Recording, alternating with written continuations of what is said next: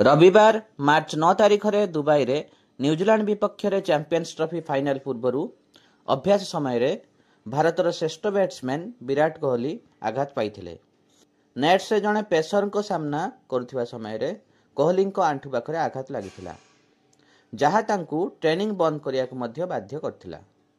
भारतीय फिजियोकर्मी माने तांको चिकित्सा करथिले, एक स्प्रे लगेइथिले एवं सही स्थान को बैंडेज रे गुड़ाई देइथिले। सामान्य जंत्रणा अनुभव करने सत्वे कोहली भूमि रे रही अभ्यास अधिवेशन बाकी समय निरीक्षण कले। तांको अवस्था विषय रे साथी खेलाड़ी एवं सहायक कर्मचारी को आश्वस्त कले। भारतीय प्रशिक्षक दल पर स्पष्ट करथिले जे आघात गुरुतर नुहे एवं कोहली फाइनल रे खेलिबा पई फिट हेबे। भारत सर्वदा स्थिर न्यूजीलैंड मुकाबला करने प्रस्तुत होउची, कारण किवी दल समस्त आईसीसी टूर्नामेंट रे भारत उपरे 10-6 अग्रणी रही।